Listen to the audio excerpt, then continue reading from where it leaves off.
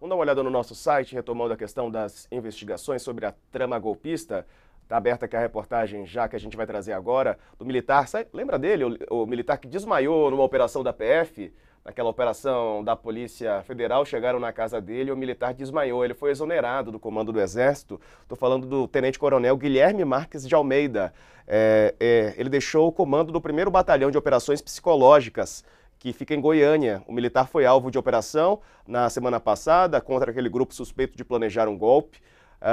Um tenente-coronel desmaiou durante a operação que tinha ele como um dos alvos, segundo informações do site Metrópolis. Ele passou mal no momento em que agentes batiam à porta e ele precisou ser socorrido às pressas, se recuperou logo depois e depois até ajudou nas buscas. Ele é comandante da 3ª Companhia de Forças Especiais, também foi exonerado. O comandante do Exército já havia informado que afastaria os militares alvos da PF, como disse aqui, mostrou aqui o UOL, né, o Sakamoto. Bom, tá aí, foi um alvo que virou notícia, né, por conta dessa informação de que desmaiou ali ao receber os agentes batendo a porta, mas foi exonerado do cargo. Ô Diego, é uma coisa assim, é claro que a gente não sabe o motivo clínico, né, que levou o militar ao desmaio, né? É claro que isso pode ter uma série de razões, né? Agora, é claro que o desmaio do tenente-coronel Guilherme Marques Almeida, né, é exatamente pelo fato dele chefiar o 1º Batalhão de Operações Psicológicas, sediado em Goiânia, acaba virando piada pronta, né? Como é que alguém que chefia operações psicológicas, ou seja, é alguém que tem que estar preparado para causar nas outras pessoas, em outras pessoas ou grupos inimigos, né? O desorientação, né? Explorar suas fraquezas. Como é que ele, ao chegar à Polícia Federal, ele acaba desmaiando, né? Então, esse é uma, ou seja, quando o pessoal bateu a porta. Depois ele se recuperou, ajudou as buscas, etc. Então a gente espera que não tenha nenhum problema de saúde com ele. Agora, dito isso, na verdade, acaba mostrando que, como diria o grande José Simão, o Brasil é realmente o país da piada pronta, né? E aí, se a gente fosse enumerar a quantidade de coisas que apareceram nessas investigações, né, sobre o golpe, entre outras coisas, não precisa ser só golpe, não. Vamos pegar as investigações relacionadas à era Bolsonaro, né? Ah, mas por que não pega antes? Ué, porque a gente tá vendo investigações da era Bolsonaro. Pô, a gente teve o que? A gente teve investigação sobre pastores. Lembra os 2 pastores que cobraram propina em bíblias e em ouro para garantir acesso de prefeitos ao caixa do Ministério da Educação e que o próprio ministro, na época, Milton Ribeiro, falou que o Bolsonaro pediu para tratá-los bem, sabe? Ou seja, gente, você vai colocar essas coisas, ou quando os coronéis e tinha coronel, tinha bispo, tinha político. Parecia uma pequeno universo do Dias Gomes de Sucupira se juntando para discutir propina para compra de vacina, enquanto o Brasil morria aos borbotões por conta da Covid-19. Depois a gente vê esse golpe, né? Esse golpe, eu não gosto de usar a palavra tabajara, porque tem toda uma carga de preconceito em cima indígena sobre isso, mas é um golpe mambembe, é um golpe tipo, é um golpe sério, bizarro, que poderia ter sido bem sucedido, mas que uma parte da razão de não ter sido bem sucedido é que foram feitos por pessoas que fizeram um golpe ruim, tosco, porque eram pessoas incompetentes.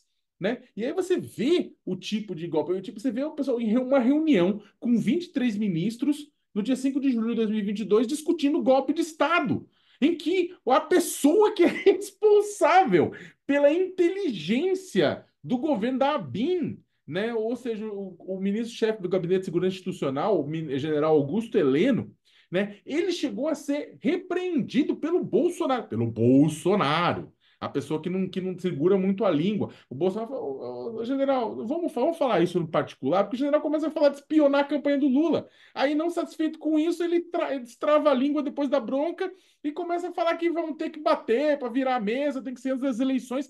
Gente, é um roteiro é tão preguiçoso. O cara de operações psicológicas, desmaiar, tudo isso, é um roteiro tão preguiçoso que se alguém reunisse tudo isso, escrevesse 4 anos de roteiro, uma minissérie chamada Jair, né? E ano 1, 2, 3, 4 e 5, porque o ano seguinte, etc., os dobramentos, Se pegasse esse roteiro e vendesse para uma minissérie ou de uma produtora nacional, Mó 2, né, ou no exterior, né, lá fora, o pessoal ia olhar e ia falar o seguinte: vocês estão de brincadeira, que roteiro preguiçoso é esse? Que saídas esquisitas é esse? Eu não vou, não. Isso aqui é muito irreal.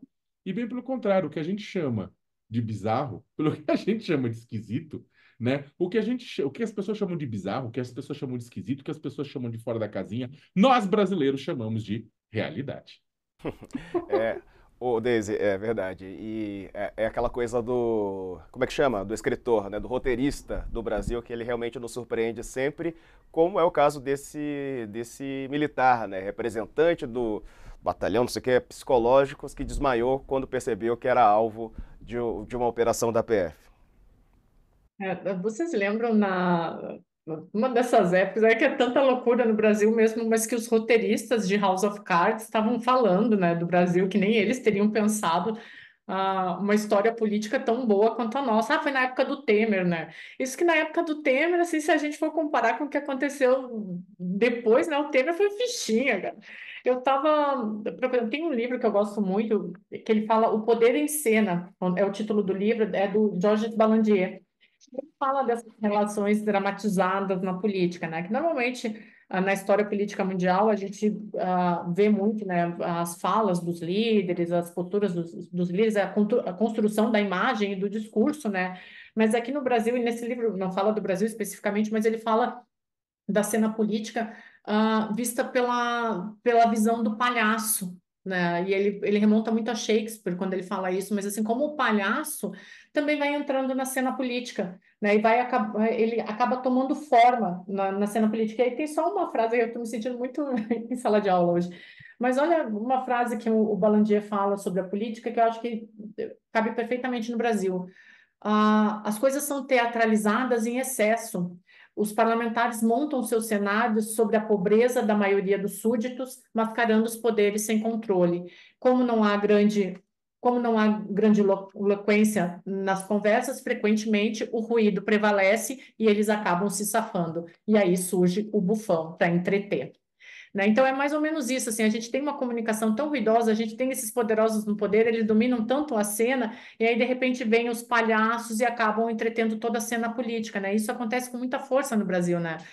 O Shakespeare já falava, né? O mundo inteiro é uma cena, mas é o que o Sakamoto falou. Aqui no Brasil, a gente sempre se supera. Sobre esse tenente que desmaiou, assim, eu não sei o que mais que envolve ele, né? A gente fica até um pouco consternado, né? Mas eu acho que isso é muito representativo do que é a cena política brasileira, né? É um Verdade. teatro.